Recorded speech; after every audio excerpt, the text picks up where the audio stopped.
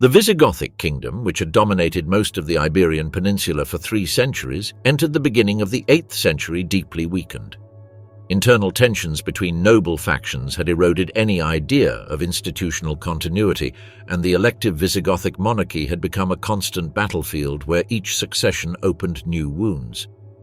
The death of King Witiza around 710 triggered a succession crisis that pitted the supporters of Rodrigo, elected by part of the Toledan nobility, against those of Aguila II, who took refuge in the Ebro Valley and in Septimania.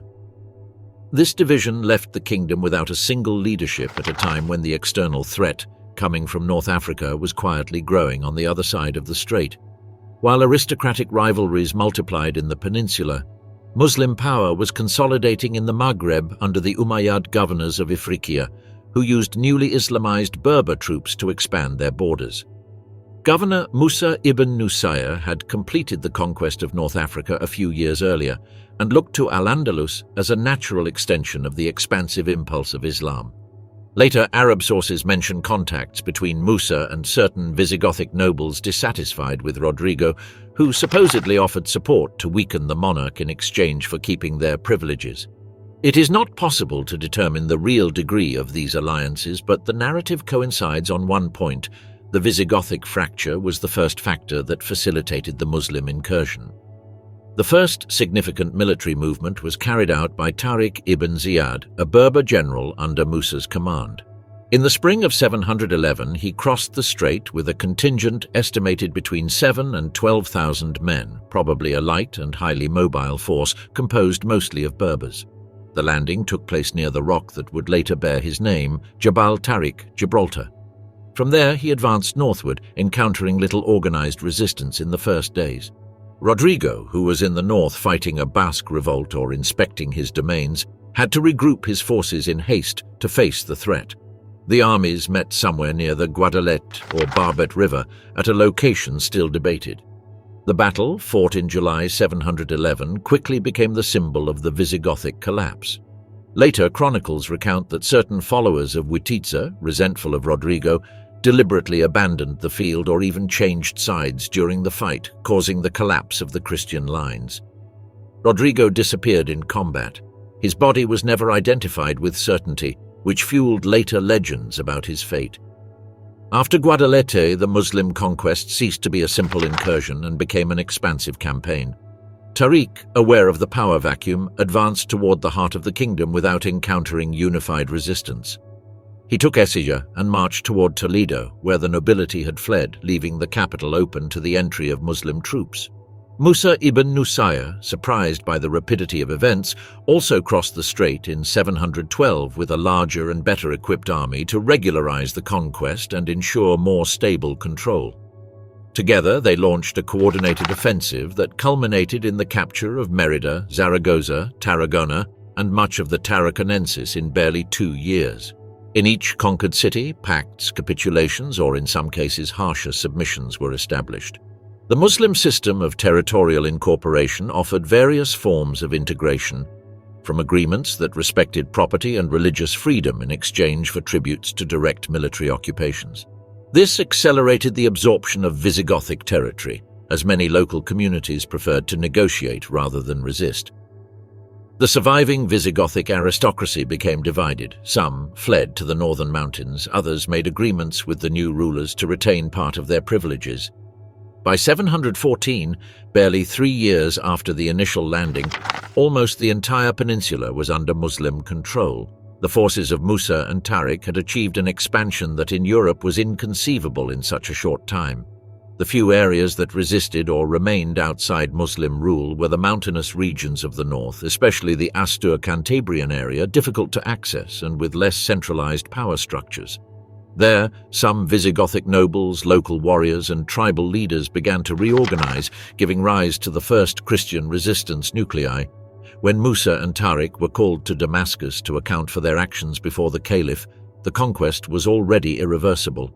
Military administration gave way to a civil structure, and Al-Andalus emerged as a new province of the Umayyad Empire. The old Visigothic kingdom disappeared, replaced by an authority different in politics, religion, culture, and social organization, while in the northern mountains the response that would shape the following centuries was taking form, for from there the first Christian nuclei of resistance would arise. The emergence of the first Christian nuclei, 8th century. When the old Visigothic order collapsed almost completely after the Muslim conquest, Christian resistance did not emerge as a clear political project, nor as a conscious restoration of the lost kingdom, but as a scattered, local and fragmented reaction. The flight of nobles, clerics and soldiers to the northern mountains did not obey a strategic plan, but the simple need to survive. In those rugged lands of Asturias, Cantabria and part of Galicia, where geography made any centralized control difficult, heterogeneous groups composed of local populations, remnants of the Visigothic nobility and mountain communities with their own traditions began to gather. It is in this uncertain context that the figure of Pelayo appears, a character wrapped in layers of legend, but considered the foundational symbol of Christian resistance. Muslim chronicles barely mention him. Christian ones describe him as a Visigothic noble in Rodrigo's service who, after the defeat, took refuge in Asturias.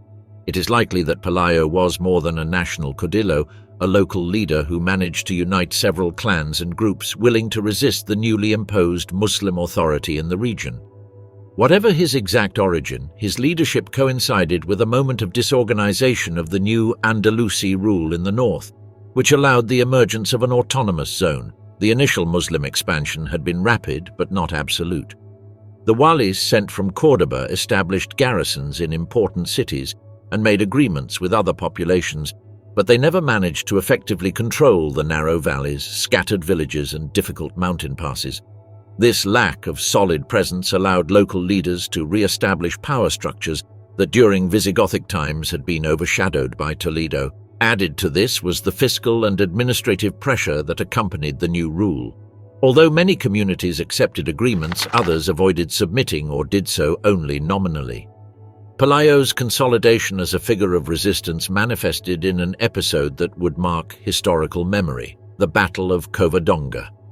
Around 722, a small Muslim contingent led by a local governor attempted to quell the growing unrest in the region. Pelayo's forces, familiar with the terrain and sheltered in the cave of Covadonga, managed to repel the troops sent from Gijón. Although later chronicles magnified the scale of the encounter, it was likely a small skirmish but symbolically decisive. For the first time, a Christian force had resisted and repelled a Muslim attack. Covadonga did not alter the military balance of the peninsula, but it did establish a psychological and political precedent. From that moment on, the small group led by Pelayo began to structure itself as an autonomous entity. The new kingdom, which would adopt the name of Asturias, gradually extended its control over surrounding areas, integrating territories that had remained outside the direct reach of the Andalusi administration.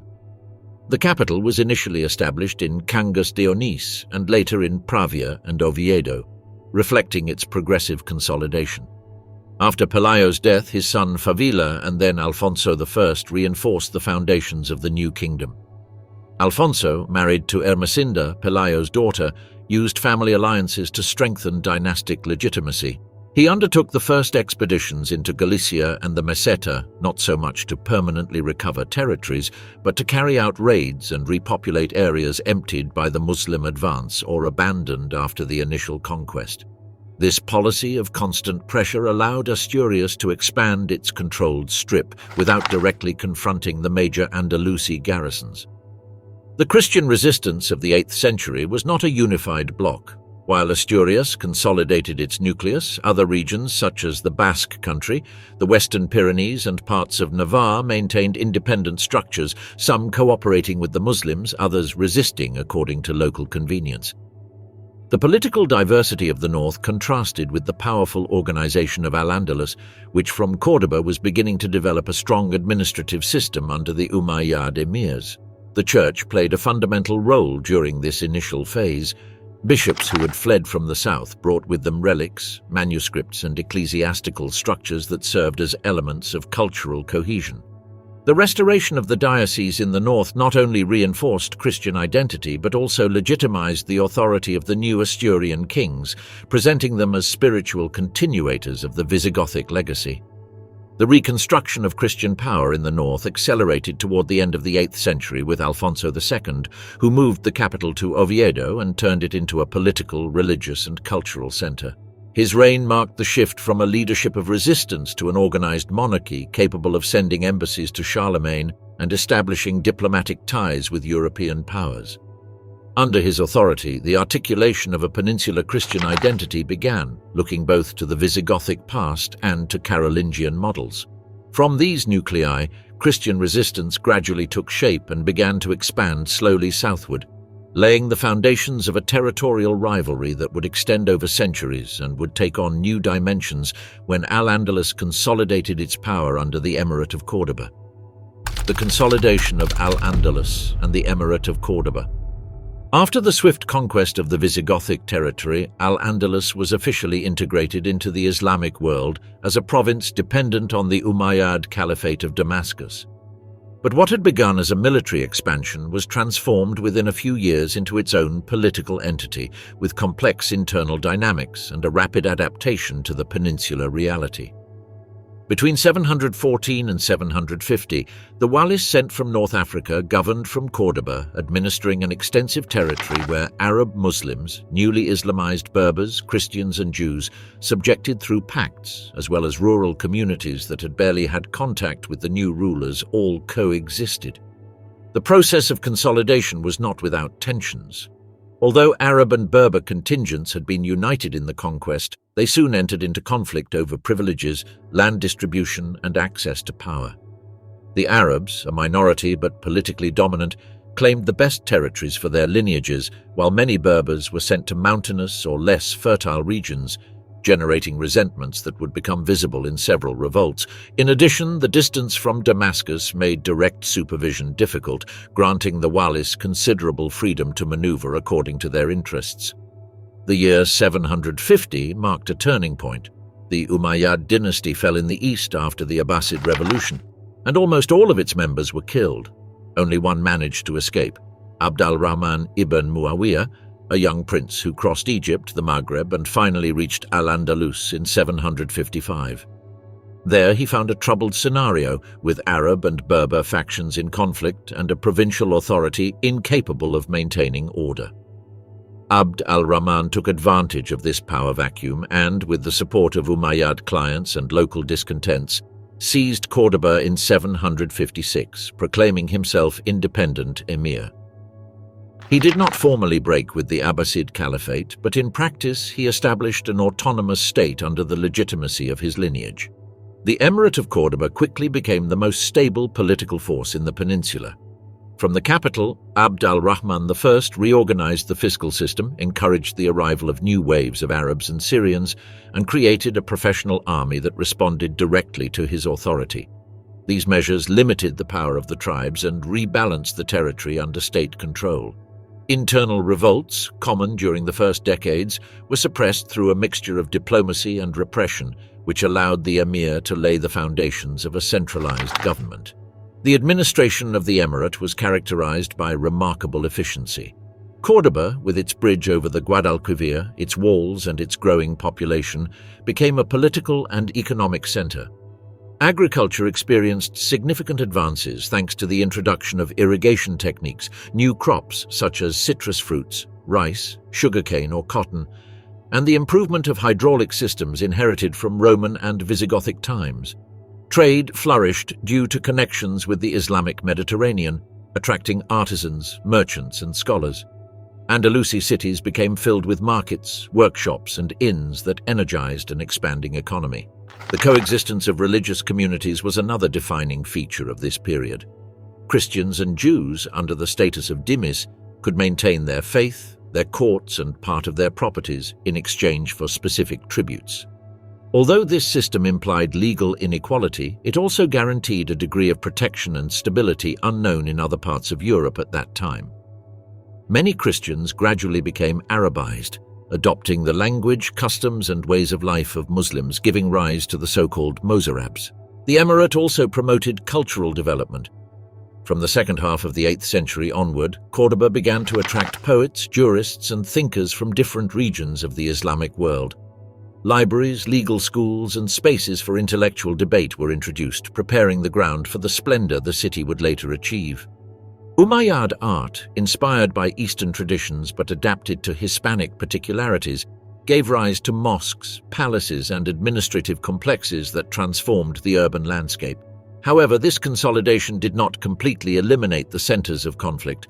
Several regions, such as the Upper March, centered in Zaragoza, maintained autonomous tendencies and led periodic uprisings. At times, the frontier governors themselves made pacts with the Christian kings of the north to weaken the emir. There were also tensions between the different Arab groups, the Qaisis and the Kalbis, whose confrontations carried over old tribal rivalries from the east. These internal conflicts would consume much of the emirate's resources for decades. Meanwhile, in the north, Christian resistance continued strengthening.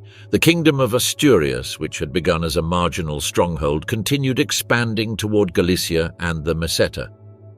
The military expeditions of the emirs toward that region were usually limited to punitive raids and plundering, with no intention of permanently occupying territories that were difficult to control. This dynamic created a shifting but relatively stable frontier that allowed both worlds to develop in parallel. At the end of the 8th century and beginning of the 9th, the emirate entered a stage of maturity under the reign of Hisham I and later Al-Hakam I, who continued strengthening the institutions created by Abd al-Rahman I. Internal revolts remained a challenge, but central authority remained firm. Córdoba became one of the most important cultural centers of the Islamic West, while the political structure of Al-Andalus asserted itself against external pressures. Early Christian expansion, 9th to 10th centuries. While the Emirate of Córdoba achieved a more solid organization, the small Christian nuclei of the north slowly evolved into political entities capable of sustaining military campaigns, repopulating territories, and projecting power beyond their original mountain refuges. Christian expansion between the 9th and 10th centuries was not linear or uniform, but it marked the moment when the north ceased to be a residual refuge and became a group of kingdoms with growing aspirations and increasingly complex administrative structures. The Kingdom of Asturias, which had begun as a center of resistance, experienced its first major transformation under the reign of Alfonso II. From his court in Oviedo, the monarch undertook a profound political and institutional reorganization inspired by Carolingian models. He strengthened the monarchy, promoted the restoration of bishoprics, protected the copying of manuscripts in northern monasteries, and encouraged the construction of a distinctive architectural style, Asturian pre-Romanesque, which testified to the cultural rise of the young kingdom. During his reign, a legend emerged that would have enormous political impact: the discovery of the tomb of the Apostle James in Compostela. The discovery, which attracted pilgrims and reinforced Christian identity in the region, turned Galicia into an important religious center and granted Asturias a spiritual aura that projected legitimacy beyond its borders. Militarily, Alfonso II led occasional campaigns toward the Meseta, taking advantage of internal tensions within the emirate but without establishing permanent control over the lands he conquered. His successor, Ramiro I, faced internal conflicts and Muslim challenges, such as the famous 844 expedition in which a Viking fleet sailed up the Atlantic coast to reach Gijón and A Coruña, finally being repelled near present-day Pontevedra. These attacks demonstrated the vulnerability of the Christian kingdoms, but also their ability to quickly mobilize troops. True territorial expansion came with Ordoño I and especially his son Alfonso III. Under Ordoño, the Christians began more systematic campaigns in the Duero Valley, taking advantage of the fact that much of that region had been semi-abandoned after decades of skirmishes between Muslims and Christians, as well as population movements caused by Andalusi raids. These areas, known as no man's land, formed a shifting frontier where villages, fortresses, and shepherds coexisted in an unstable balance. Alfonso III took this process to a new level. Considered one of the most powerful monarchs of early Asturias, he carried out deep campaigns toward the south, even besieging Zaragoza in temporary alliances with Muladi rebels of the Ebro Valley. His reign consolidated Christian occupation of the Duero Valley and favored a repopulation policy that irreversibly transformed the human geography of the Meseta. Monasteries, nobles, and free communities received lands to cultivate and permanently settle, creating a network of settlements that acted as a defensive barrier against Muslim attacks. Repopulation was, in itself, a strategic enterprise. Cities abandoned for generations, such as Zamora, Toro, or Dueñas, were rebuilt, towns and villages were founded, and fortifications were erected at key points along the Duero River. The repopulated strip acted not only as a buffer against possible southern offensives, but also provided the kingdom with access to agricultural resources previously unavailable to it. This demographic expansion strengthened Asturian power, but also required a political reorganization that culminated in the division of the kingdom among the sons of Alfonso III. The result was the transformation of Asturias into the kingdoms of León, Galicia, and Asturias itself, with León as the predominant political center. While Castile began as a small county dependent on León, its frontier location gave it the military and austere character that would shape its future identity. In the late 9th and early 10th centuries, the Castilian counts, initially Leonese vassals, built a dense network of castles and fortified villages that gave the region its name. Figures such as Count Rodrigo or Gonzalo Fernández promoted local autonomy through internal alliances and military strategies aimed at protecting the territory against raids from Al-Andalus. Simultaneously, another important political center emerged in the Pyrenees, the Kingdom of Pamplona, predecessor of the future Kingdom of Navarre. The Íñiga family and later the Jimena dynasty ruled a territory that alternated between Christian alliances and pacts with Córdoba, depending on the circumstances.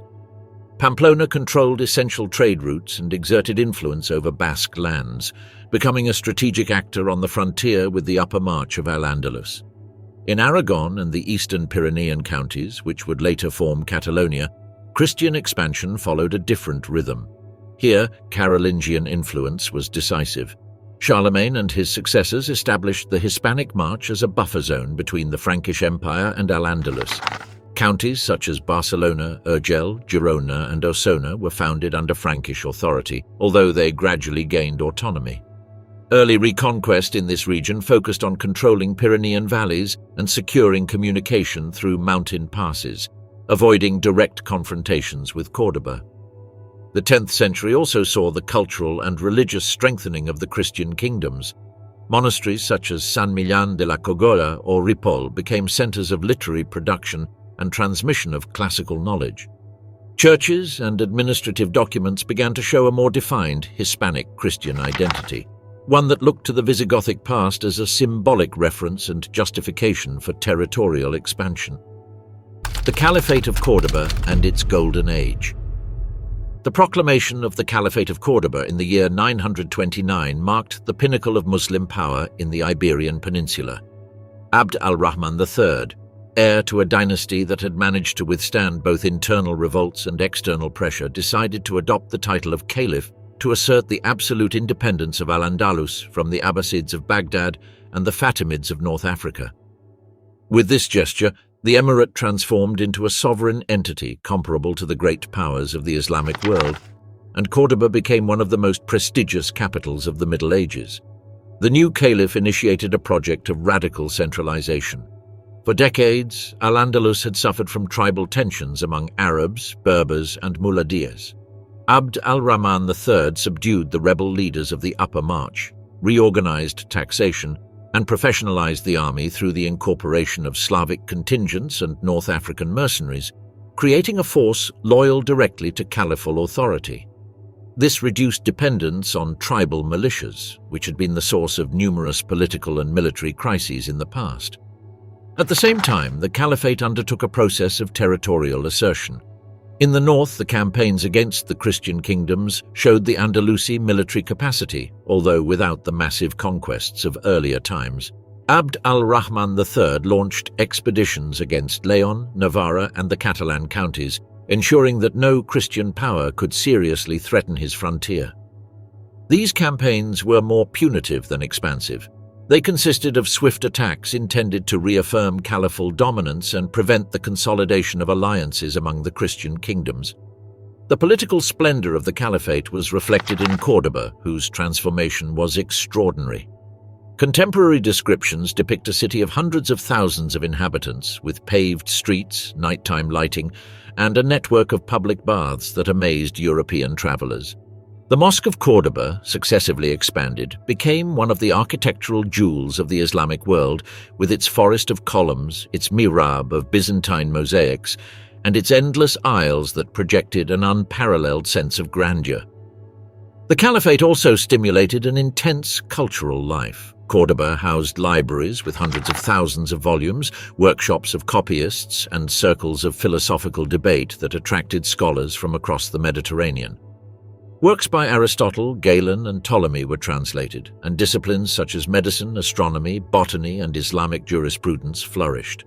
Figures like the surgeon Abul Qasis or the astronomer Maslama al-Majriti became intellectual references whose works circulated for centuries. Scientific advances were accompanied by sustained economic growth. Andalusi agriculture reached exceptional productivity thanks to irrigation, intensive orchards, and the introduction of crops such as sugarcane, saffron, and cotton.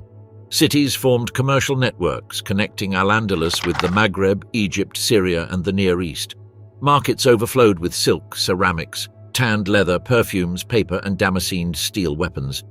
The manufactures of Cordoba, Toledo, and Murcia achieved international fame, and the Andalusi gold dinar circulated widely throughout the Mediterranean. Caliphal diplomacy also played a crucial role. Abd al-Rahman III established relations with the Christian kingdoms of the north, with the Holy Roman Empire, and with Byzantium. Cordoba became a center where foreign embassies negotiated alliances, exchanged gifts, and pursued commercial agreements. This diplomatic presence reinforced the image of the Caliphate as a solid and modern power capable of integrating diverse interests under its authority. The successor of Abd al-Rahman III, Al-Hakam II, further consolidated this splendor. Under his rule, Cordoba reached its cultural peak. He expanded the royal library to more than 400,000 manuscripts, promoted philosophy, and protected scholars. Although his reign was less warlike than that of his father, he maintained military supremacy on the frontiers and internal stability. However, the death of Al-Hakam opened a new era marked by the figure of Al-Mansur, the Hayyib who governed on behalf of the young Hisham II. Al-Mansur reorganized the army, strengthened the Berber cavalry, and launched dozens of military campaigns against the Christian kingdoms, reaching Barcelona, León, Pamplona, and Santiago de Compostela. His victories preserved the Caliphate's prestige but also intensified internal tensions. He relied on Berber support, marginalized the traditional Arab aristocracy, and impoverished entire regions through tributes and plundering. After his death in 1002, the political balance that had sustained the Caliphate for more than a century began to crack.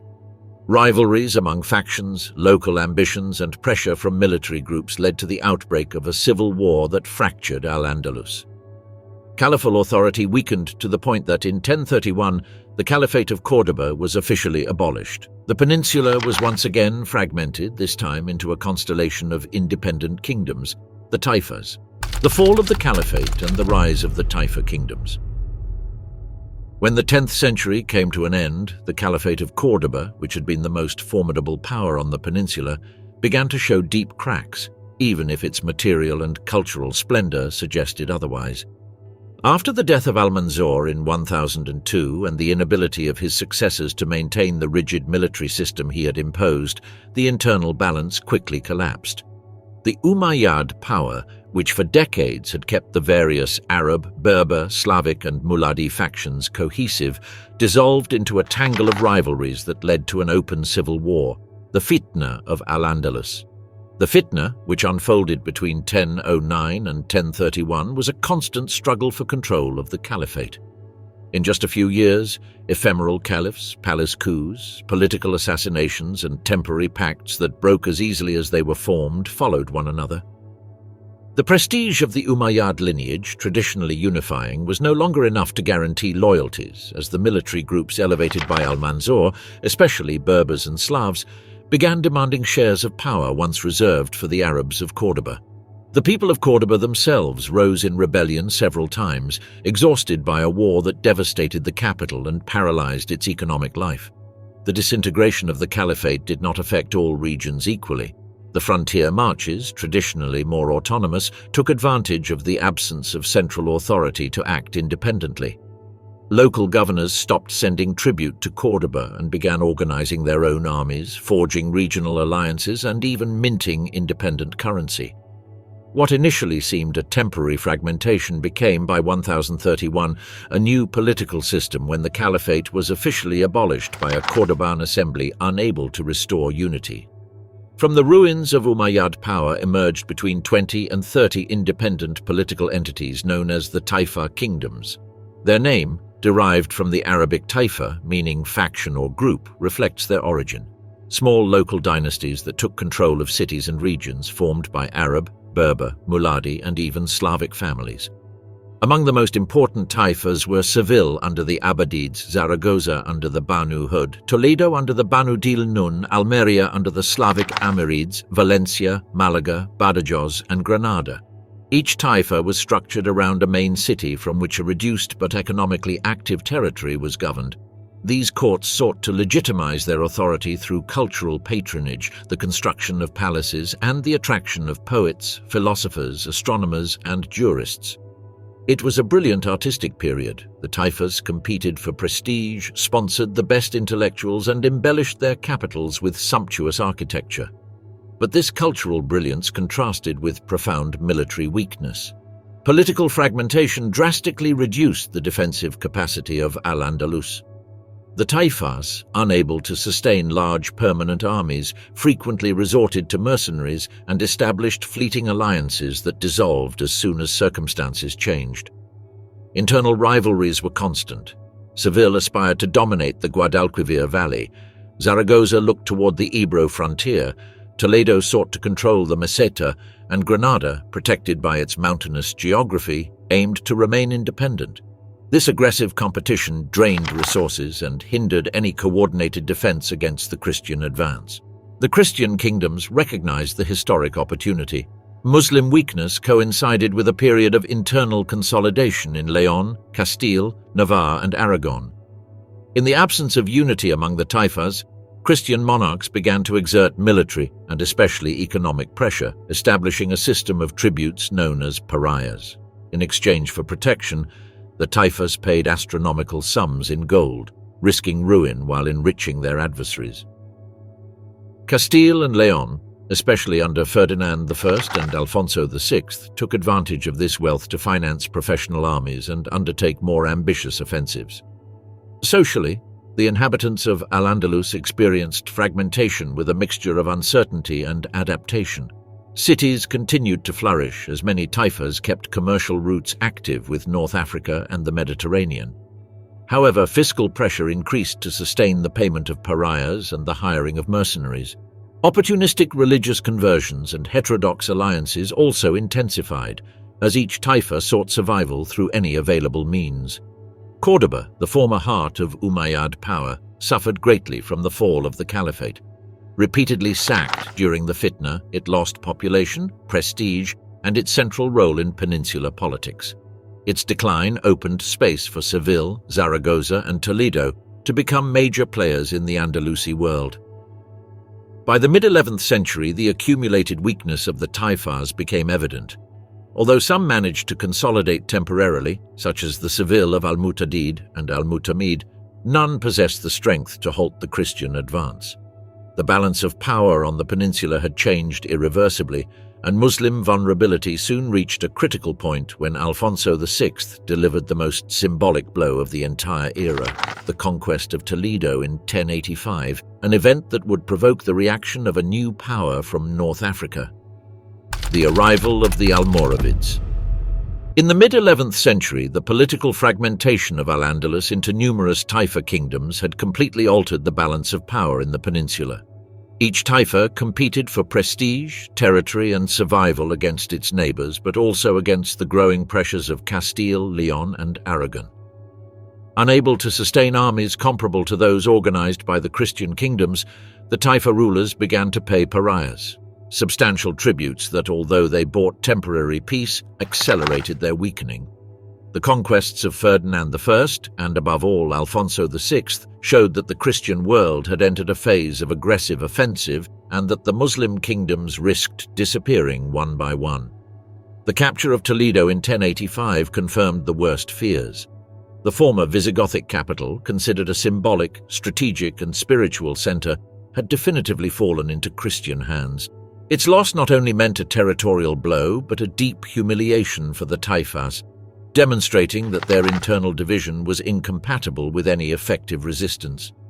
It was then that several Muslim kings, afraid of sharing the same destiny, decided to seek help from an external power, the Almoravids, a religious and military movement originating in the far western Maghreb.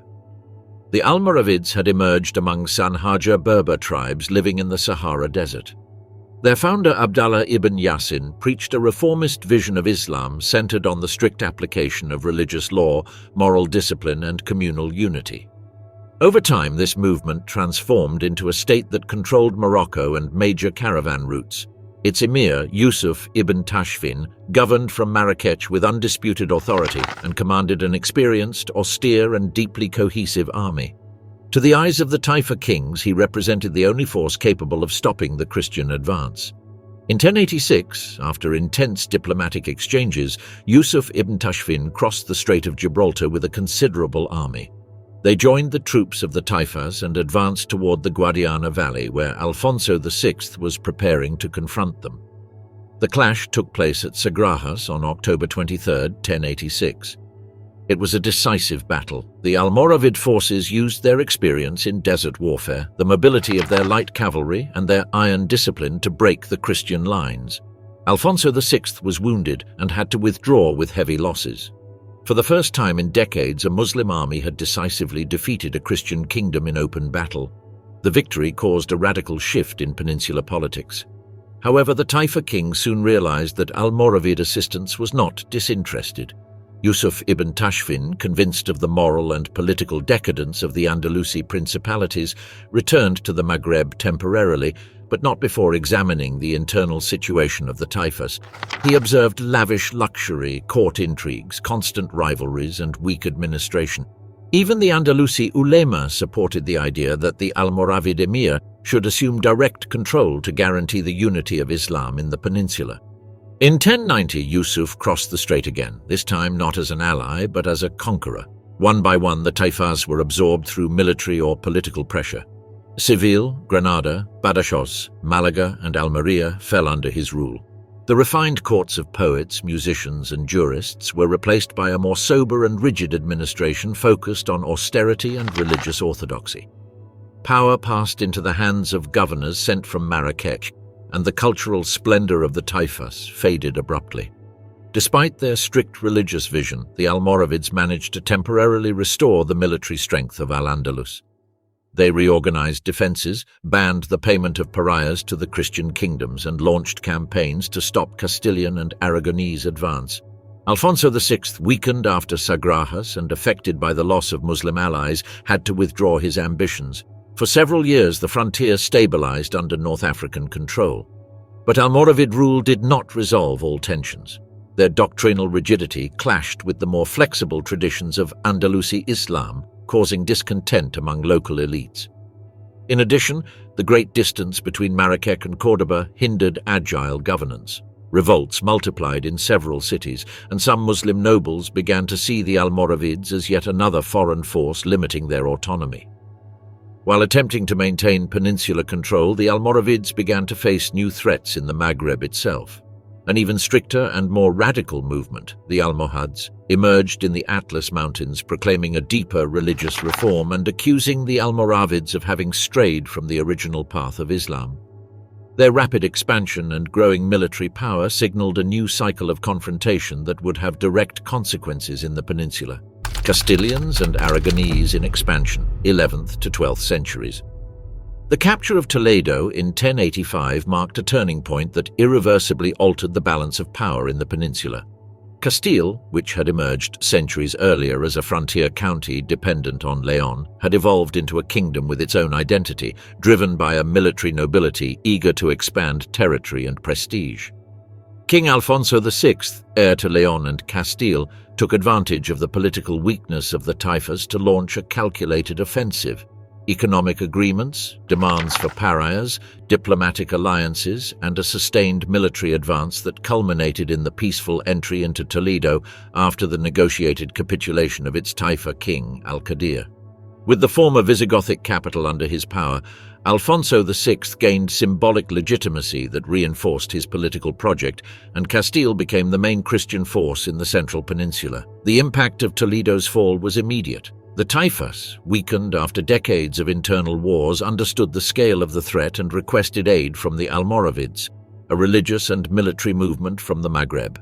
Their arrival in 1086 temporarily halted the Christian advance, but before that decisive clash, Castile had consolidated positions in the central system and in the Tagus Basin. The repopulation of Avila, Segovia, and Salamanca strengthened the defensive line and opened routes for new incursions to the south. Aragon, for its part, followed a different but complementary path of expansion. Located in the Pyrenean region, its growth had been slower due to rugged geography and complex relations with Navarre and the Andalusi powers of the Ebro Valley. However, beginning with the reign of Sancho Ramirez, and especially with Alfonso I, the battler, Aragon launched a sustained offensive southward that would lead to the conquest of key strongholds such as Huesca in 1096 and Zaragoza in 1118. The latter, one of the most prosperous and strategic cities of Al-Andalus, became the seat of a new Aragonese political center linking the kingdom to the rich Ebro basin. The Aragonese advance was characterized by the active participation of knights from various parts of Europe, attracted by the religious dimension of the campaigns. Unlike northern Castile, where the frontier was more diffuse, Aragon faced walled cities and densely populated territories, which required more complex military operations. The incorporation of Zaragoza opened the way to expansion toward Tudela, Tarazona, Calatayud, and Daroca, consolidating a continuous space and enabling accelerated economic growth based on trade and on irrigated agriculture that continued to take advantage of Andalusi infrastructures.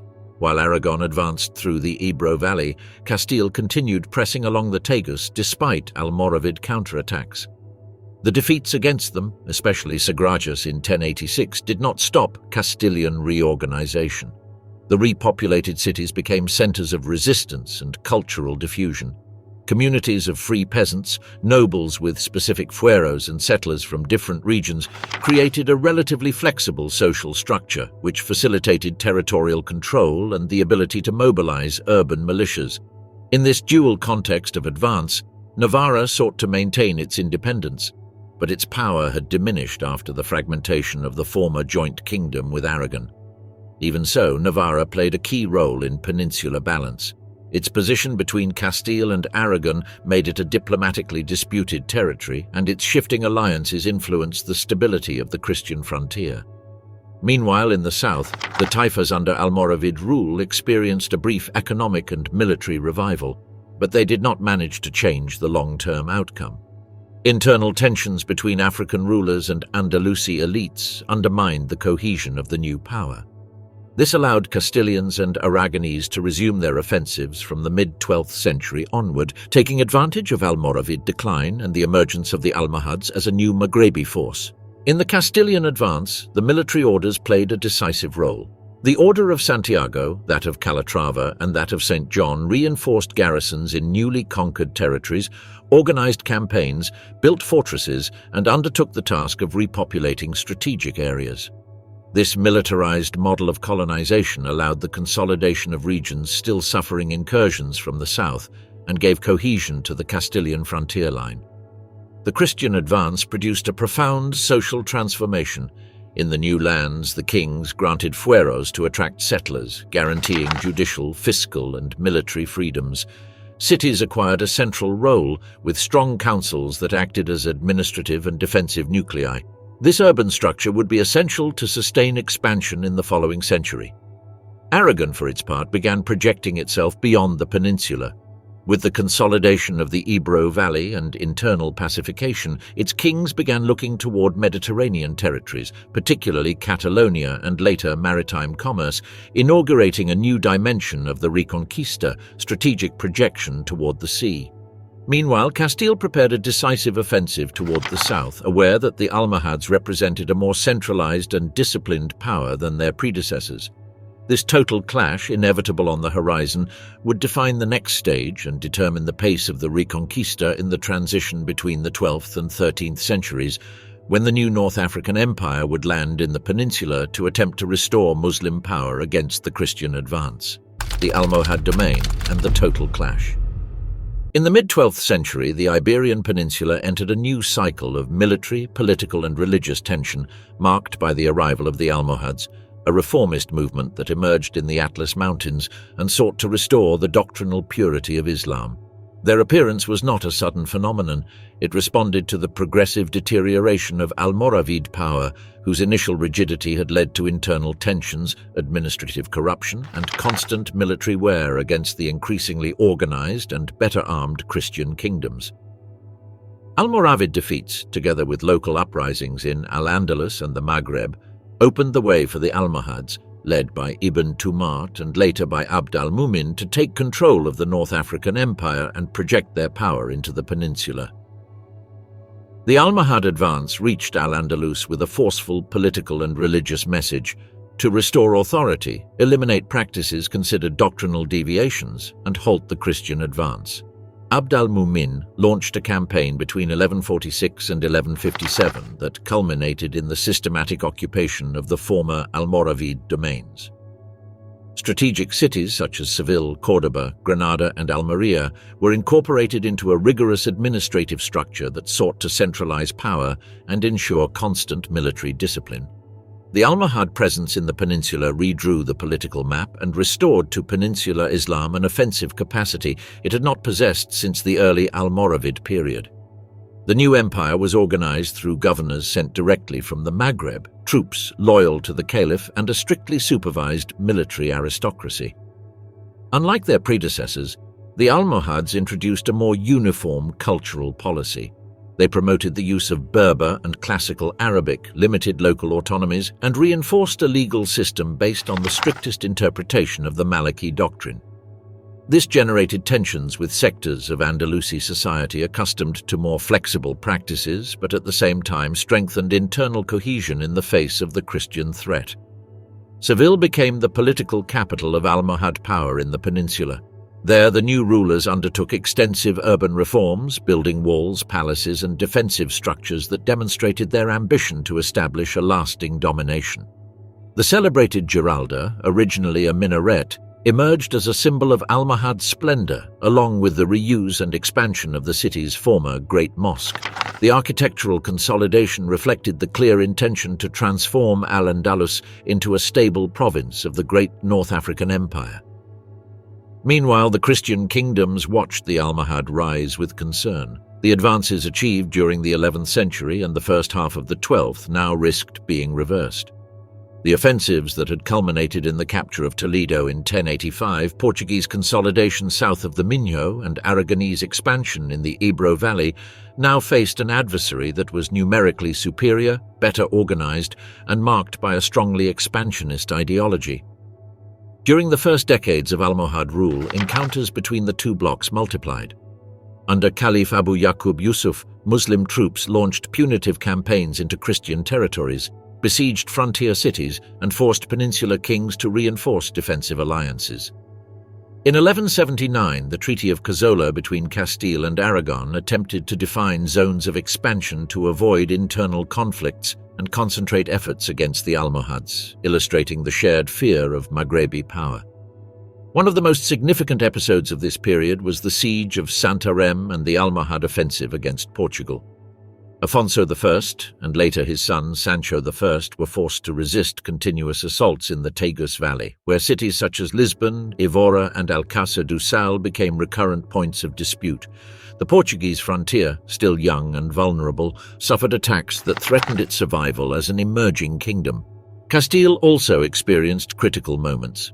The Battle of Alarcos in 1195 marked one of the greatest Christian setbacks since the fall of Toledo. Alfonso VIII confronted the Almohad forces in an attempt to halt their advance in La Mancha, but the Castilian army was decisively defeated. The fall of strategic positions such as Calatrava, along with the retreat of forces toward Toledo, created a sense of vulnerability that threatened to unravel the achievements of the Reconquista. The Almohad victory at Al-Andalus had a tremendous psychological impact. Caliph Abu Yusuf Yaqub al-Mansur presented himself as the restorer of Islamic power in Al-Andalus, sending triumphant messages to major Islamic courts. For a time, the frontier shifted northward and several fortresses that had fallen into Christian hands returned to Muslim control. But internal pressure within the Almohad Empire began showing cracks: rebellions in the Maghreb, tensions between lineages, and logistical difficulties in sustaining prolonged campaigns across the strait. At the same time, the Christian kingdoms began reorganizing their response. Alfonso VIII of Castile undertook intense diplomatic efforts to forge an alliance with Navarre, Aragon, and Portugal, and sought papal support. Innocent III granted the crusading bull in 1212, giving the struggle against the Almohads a religious character. This support spurred an unprecedented military movement in the peninsula. Nobles, military orders, urban militias, and European contingents united under a common objective. The decisive clash approached, and the entire peninsula seemed to hold its breath before the imminent battle that would determine the balance of power for generations. The Christian advance converged towards Sierra Morena, while the Almohad forces, led by Caliph al-Nasir, gathered a massive army on the plains of Jaén. Military strategies, temporary alliances, and rivalries between kingdoms faded before the historical weight of the confrontation taking shape. The fate of Al-Andalus and the future trajectory of the Reconquista were about to be decided in a single day of combat, as Christian hosts advanced toward the pass of Despeñaperros with their gaze set on the vast plains stretching southward where the decisive Battle of Las Navas de Tolosa would take place. The Great Decisive Battles, Las Navas de Tolosa, 1212. For more than a century, Almohad presence had reshaped the balance of power in the Iberian Peninsula. After the fall of the Almoravids, the Taifa kingdoms had reappeared, and Christian conquests accelerated, especially under Alfonso VII, Alfonso VIII, and Sancho VI of Navarre. But the arrival of the Almohad Empire in the mid-12th century halted that expansion. A centralized, disciplined, and deeply reformist power with its capital in Marrakech once again unified much of the Western Islamic world. Under its authority, Al-Andalus regained cohesion, increased its military strength, and stabilized its territories through strict religious policies and efficient administration. The Battle of Al-Andalus in 1195 had demonstrated the scope of this resurgence. The army of Alfonso VIII of Castile was crushed by the forces of Caliph Yaqub al-Mansur, who consolidated Almohad domination in the peninsula. Castile was weakened, its frontiers retreated, and the Muslim threat reached a level not seen since the 11th century. However, this victory did not lead to a total reconquest by the Almohads. On the contrary, the empire's continued exhaustion in Africa, tensions with its own Andalusi elites, and the economic strain produced by prolonged warfare created the conditions for a decisive turning point.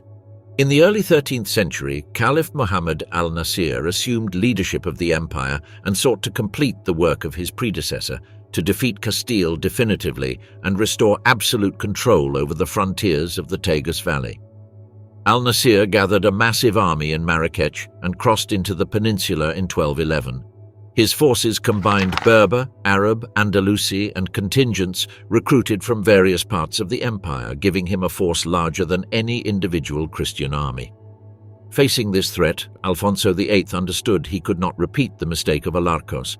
He sent envoys to all Christian kingdoms, calling for a unified response and invoking the idea of crusade. Pope Innocent III granted indulgences to those who joined the campaign and called European princes to support the defense of Christian Iberia. Although some French nobles joined the expedition, many returned before the battle due to internal disputes or the harshness of the journey. Even so, Castile succeeded in forming a solid coalition with Aragon and Navarre. Peter II of Aragon and Sancho VII of Navarre agreed to fight alongside Alfonso VIII, aware that Almohad expansion threatened them all equally. The campaign began in spring 1212, when the Christian forces gathered in Toledo and marched south. Crossing the mountains of Sierra Morena, where the Almohads controlled the most accessible passes, required ingenuity and negotiation. According to various chronicles, a local shepherd guided the Christian army through secondary paths that allowed them to bypass Muslim advanced positions and descend into the Guadalquivir basin without confronting fortified sites. This maneuver surprised al-Nasir, who quickly reorganized his army around the plateau near the village of Las Navas de Tolosa. On July 16, 1212, the two armies met in one of the most decisive battles in Iberian history. The Christian forces, composed of Castilian, Aragonese and Navarrese contingents along with smaller groups of European crusaders, advanced in three large divisions. Alfonso VIII held the center. Peter II commanded the Catalan-Aragonese vanguard on one flank, while Sancho VII positioned his Navarrese troops on the other. The Almohad army, much larger and organized in successive lines, was protected by a black guard of African soldiers chained together to prevent breaks in formation. The battle began with a violent clash between the Christian advance troops and the lighter Muslim forces. For hours, both sides exchanged charges, arrows and skirmishes across a wide but uneven terrain that favored flanking maneuvers. Almohad discipline, reinforced by the caliph's banner in a central elevated position, withstood the initial blows. However, the combined push of Alfonso VIII's and Peter II's forces disrupted the first Muslim line and forced several units to fall back. The decisive moment came when Sancho VII of Navarre, leading his heavy cavalry, executed a bold maneuver against the caliph's personal guard.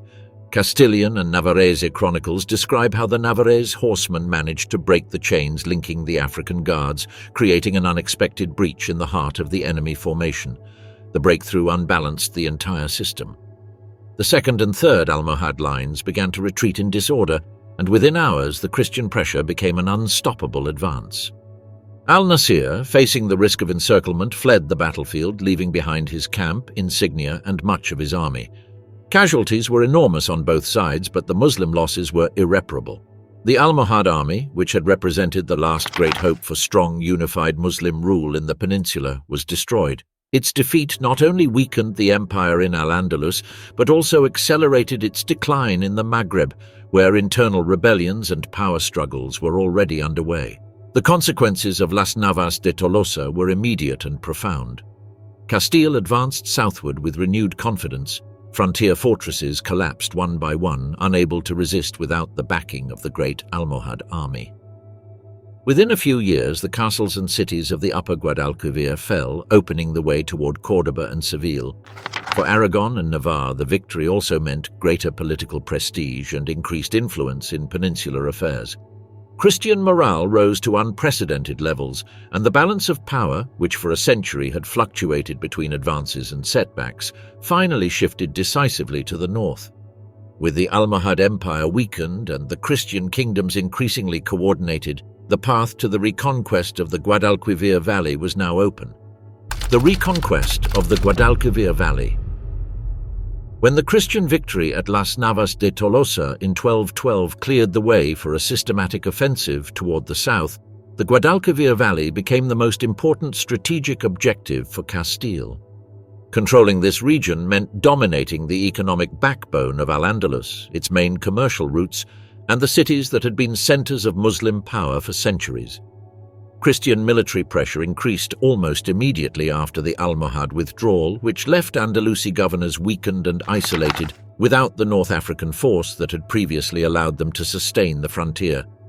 Ferdinand III, who inherited Castile in 1217 and León in 1230, was the key figure in this offensive. With dynastic unification under his authority, Castile and León acquired an unprecedented military capacity, able to coordinate prolonged campaigns without the previous internal rivalries.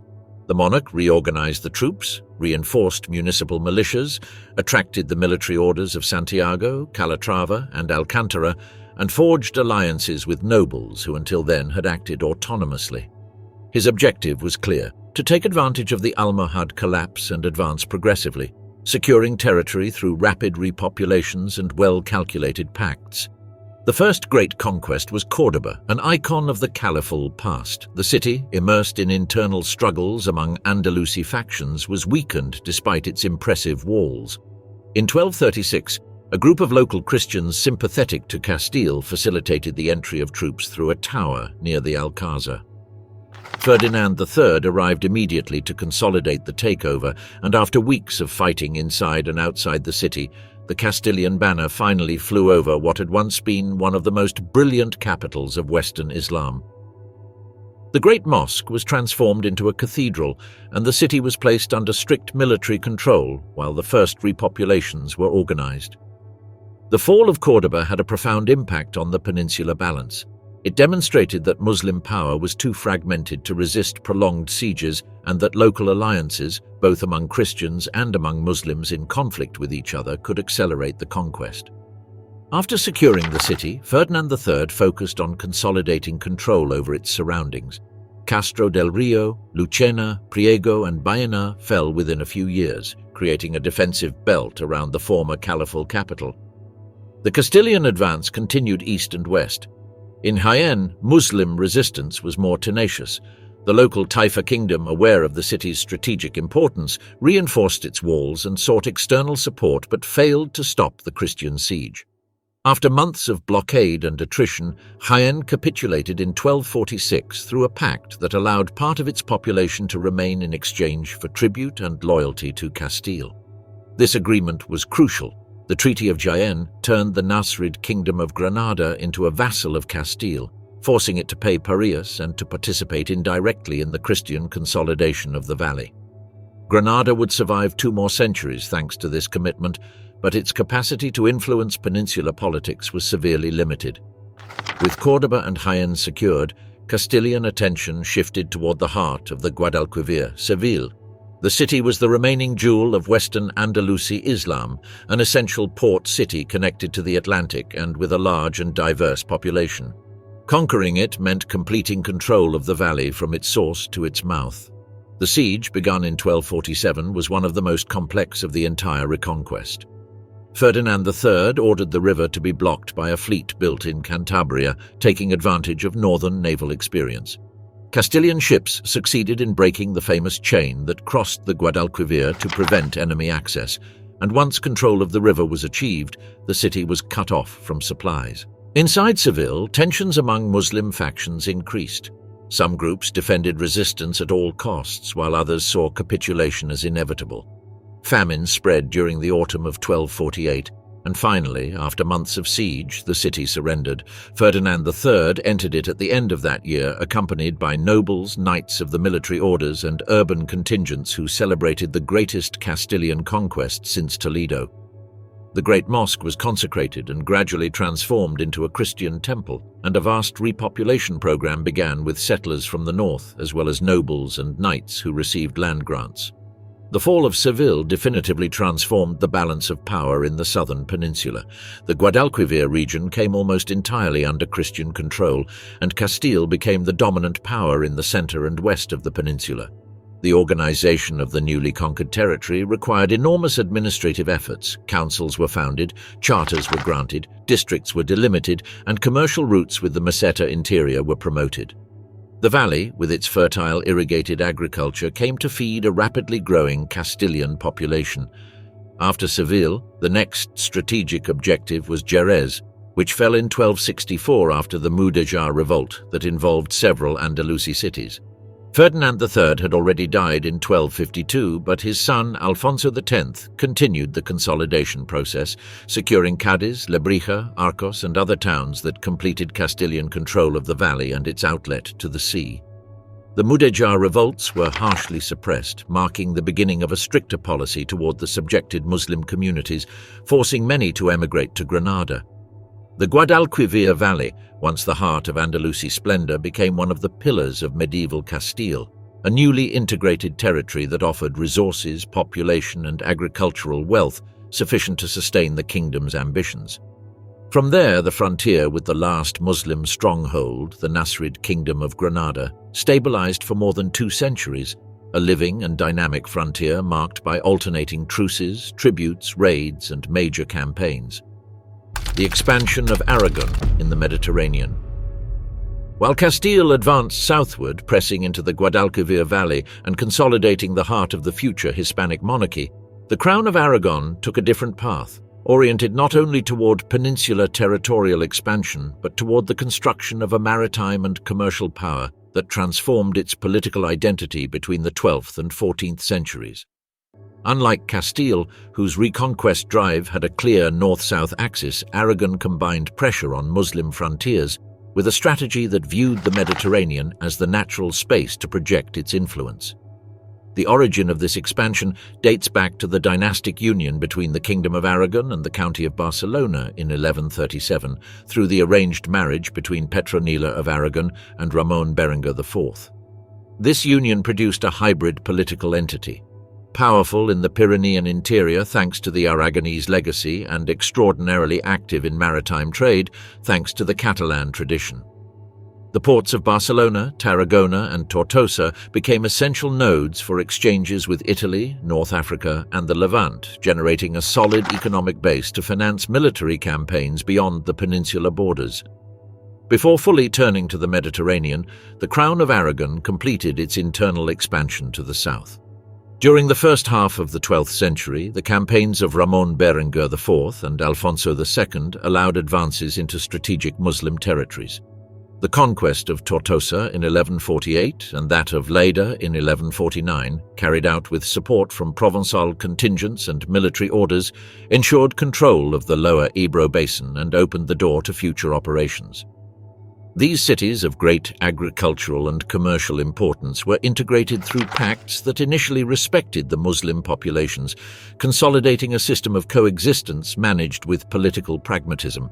With these territorial bases secured, Aragonese attention shifted to new areas. The determining figure in this transformation was James I, known as the Conqueror, who ruled for much of the 13th century. James I understood that land expansion had clear limits, since beyond Valencia lay the traditional Castilian sphere. Avoiding friction with its powerful neighbor was crucial, so the Crown of Aragon oriented its ambitions toward the sea. Under his reign occurred one of the most significant episodes of the Aragonese reconquest, the conquest of Majorca in 1229. The Majorcan campaign emerged as a predominantly maritime and commercial project. The Balearic Islands, controlled by Muslim governors who acted with broad autonomy, had become a refuge for pirates who harassed Catalan and Genoese routes. James I organized a fleet supported by Catalan and Aragonese nobles as well as merchants seeking to protect their interests. After a difficult landing at Santa Ponsa and heavy fighting, the city of Majorca fell in 1229. The island was reorganized, repopulated and transformed into a fundamental enclave that ensured maritime transit from Barcelona to the rest of the western Mediterranean. The success of Majorca naturally led to the conquest of the other islands. Ibiza was taken in 1235 by combined Catalan-Aragonese forces, and its incorporation definitively closed the dominant maritime arc in the western Mediterranean. These conquests transformed the character of the crown. It was no longer just a Pyrenean kingdom with peninsular interests, but a naval power with its own ports, colonies and trade routes. At the same time, James I directed his attention to the Kingdom of Valencia. Although part of the Muslim peninsular world, its location was strategic for securing the southern frontier and providing territorial continuity to Aragonese rule from the Pyrenees to the central Mediterranean. Between 1233 and 1245, through a combination of military conquests and pacts with Muslims, most of the Valencian cities fell: Burriana, El Puig, Valencia, Xàtiva and Alquira. The city of Valencia, taken in 1238, marked a milestone. Transformed into the capital of its own kingdom within the crown, it became an agricultural, commercial and cultural center that would strengthen the monarchy economically. The creation of the Kingdom of Valencia, with its own charters and a mixed population of Christians, Muslims and Jews, reflected the Aragonese capacity to absorb territories without completely destroying their social structures. This model differed from the Castilian one, more homogeneous in cultural and legal terms. Aragon cultivated a plural identity that facilitated its adaptation to diverse Mediterranean contexts. Territorial success in the peninsula fueled new ambitions abroad. During the 13th and 14th centuries, Aragonese expansion reached its most representative phase. Sicily, victim of internal conflicts between Angevins and Sicilians, became the key stage.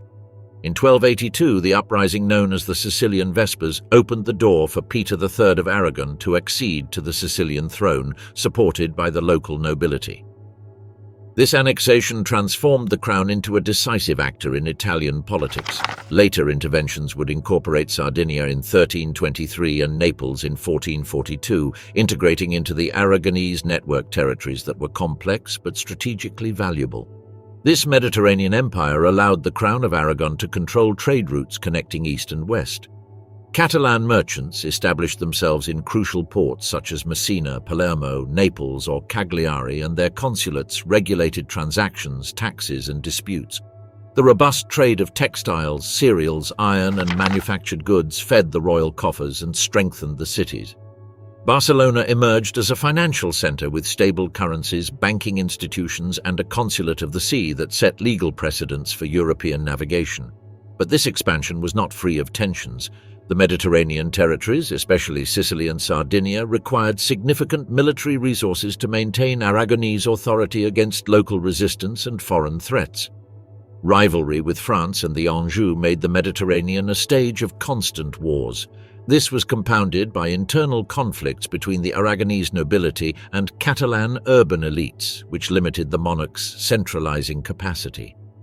Even so, the Crown of Aragon managed to consolidate itself as a maritime power at a time when Castile was advancing militarily into the Guadalquivir Valley. Both crowns, although destined to unite centuries later, developed distinct identities and parallel strategies that contributed to the general progress of the Reconquest from complementary directions. While Castile shaped the future interior geography of the peninsula, Aragon opened the gateway to the Mediterranean world for the Hispanic kingdoms. The Nasrid Kingdom of Granada, the last Muslim stronghold. The Nasrid Kingdom of Granada emerged in the midst of a deeply transformed political landscape. After the Almohad defeat at Las Navas de Tolosa and the accelerated advance of Castile and Aragon during the 13th century, the former Andalusi territories fell one after another. Córdoba in 1236, Valencia in 1238, Jaén in 1246, Seville in 1248. Each city that changed hands left the Muslim population more isolated. It was in this context, when survival seemed impossible, that a new political power determined to resist emerged, the Nasrid Kingdom, founded by Muhammad ibn Nasr, known as Al-Ahmar. Al-Ahmar, originally from Arjona, knew how to maneuver in a moment of collapse. Faced with the relentless advance of Ferdinand III, he understood that political survival did not depend on confronting Castile directly, but on negotiating with it. Thus, after a series of brief conflicts and negotiations, he agreed to become a vassal of the Castilian king in 1246, committing himself to pay tribute and provide auxiliary troops when necessary.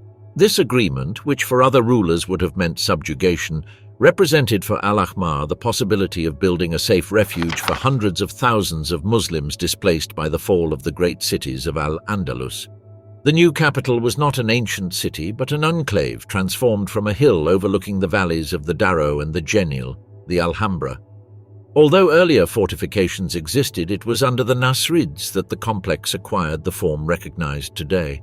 Palaces, gardens, walls, towers, and halls were built over 2 centuries as an expression of a power aware that its military strength was limited, but whose symbolic, diplomatic, and cultural capacity could be immense.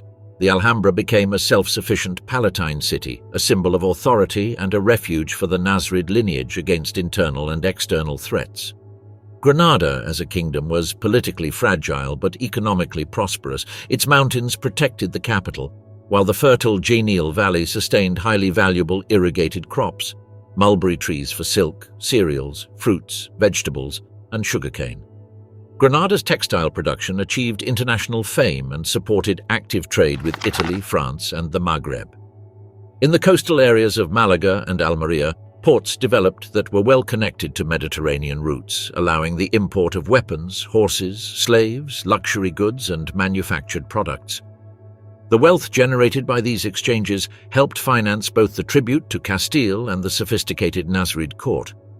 The kingdom, however, did not live in stable equilibrium. It was a territory subject to constant pressures. Castile expected punctual payment of the tribute and did not tolerate delays. The Marinids of North Africa, sometimes allies and sometimes rivals, intervened militarily in the peninsula when Granada's internal situation became critical. And within the kingdom, the Nasrids themselves faced a maze of conspiracies, uprisings, and struggles for the throne. The dynasty became marked by palace intrigues, assassinations, overthrows, and continuous mediation by the Castilians, who often acted as self-interested arbiters in these conflicts. One of the most significant episodes of the 14th century was the Battle of the Salado in 1340. The Marinids, with Granadan support, attempted to halt the Christian advance with an ambitious offensive, but the Castilian-Portuguese coalition decisively defeated them. From that point forward, Granada was practically alone against Castile, with no real possibility of obtaining significant military aid from the Maghreb. This strategic isolation worsened internal tensions and forced the Nasrids to maintain extremely cautious diplomacy in order to survive. Despite the conflicts, the kingdom experienced a brilliant cultural period. Poets, jurists, scientists, artisans, and architects maintained a high intellectual level. The Nasrid court cultivated literature in classical Arabic, composed chronicles, and created a refined aesthetic that found its greatest expression in the palaces of Comares and the Lions. There, poetic inscriptions exalted the greatness of the sovereign. Gardens became metaphors of paradise, and water, scarce in other regions, flowed through channels and fountains as a symbol of harmony. The 15th century brought an extreme increase in political instability. Granada became the stage of continuous civil war between different Nasrid factions. One of the most critical periods was the conflict between Muley Hachem and his brother Muhammad al-Zagal, with the figure of Boabdil Hachem's son caught between them. Cities were divided, alliances with Castile multiplied, and internal clashes deeply weakened the kingdom. Ferdinand II of Aragon and Isabella I of Castile took advantage of this fracture to intervene more decisively, aware that internal war opened a direct path to victory. Boabdil, captured by the Castilians in 1483 after the Battle of Lucena, was released in exchange for becoming a vassal and ally of the Catholic monarchs. This pact accelerated the fragmentation of the Nasrid state.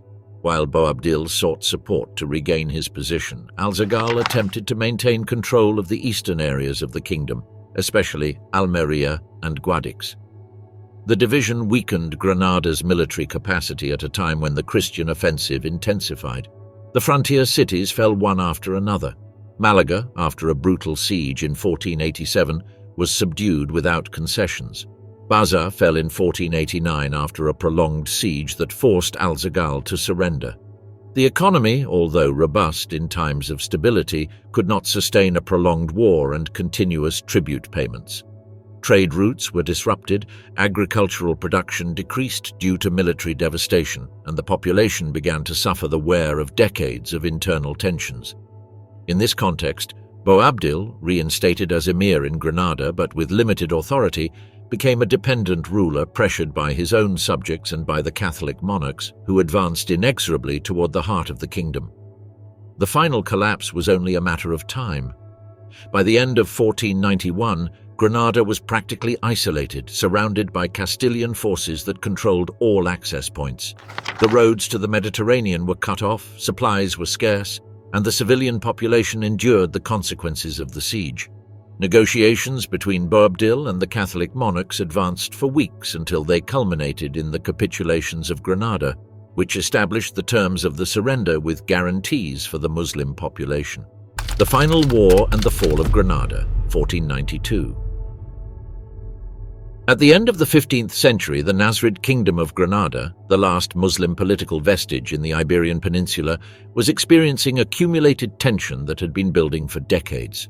Internal struggles between factions had bled the kingdom dry, weakening it after years of palace conflicts, urban revolts, and betrayals that opened the gates wide to a definitive Christian offensive. By then, Castile and Aragon had completed their dynastic union under Isabella and Ferdinand, the Catholic monarchs, which meant, for the first time in centuries, total military coordination against the last Muslim territory. In 1482, Boabdil initiated his first challenge to his father's authority, supported by part of the Granadan nobility.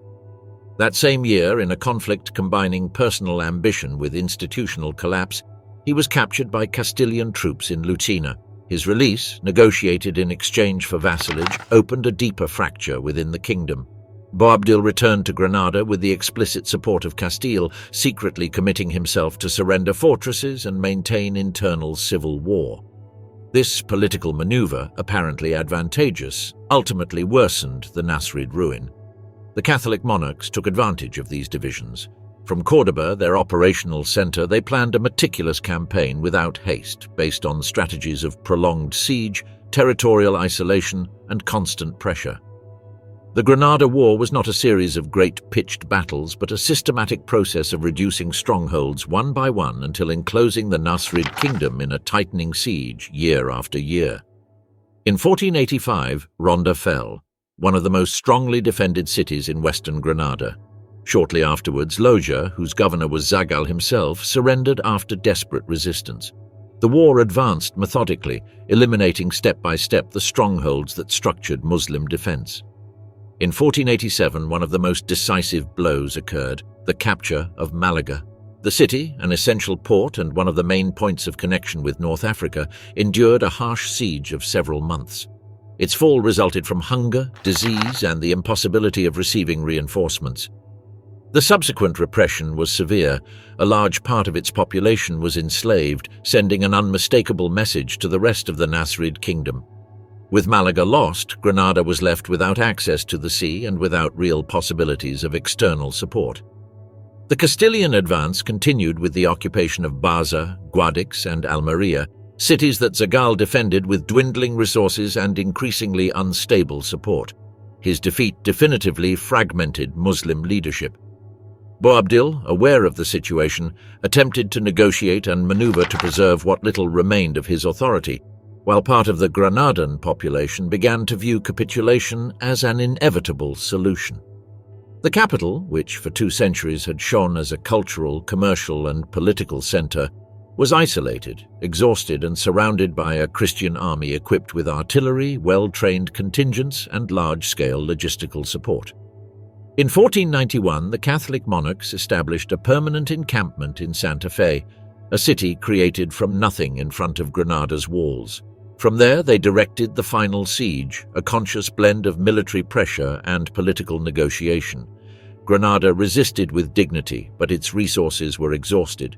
Boabdil, realizing that prolonging the war meant the total destruction of the city and extreme suffering for its population, initiated direct contact with the Castilian monarchs. The terms of surrender were negotiated for weeks, giving rise to the capitulations of Granada, a set of agreements guaranteeing respect for the religion, properties, and customs of the Muslims who remained in the city. On January 2, 1492, Boabdil handed over the keys to the Alhambra. The ceremony, sober but laden with symbolism, marked the official end of the Reconquista, a process begun 7 centuries earlier in the Asturian mountains. The Catholic monarchs entered Granada amid banners, chants, and solemn processions, while Boabdil left the city with his entourage, pausing on the hill known since then as the Moor's Sigh. With the fall of Granada, the Iberian Peninsula came under Christian control, and a new stage of territorial, religious, and social reorganization began, in which the promises made to the Muslims would soon be put to the test.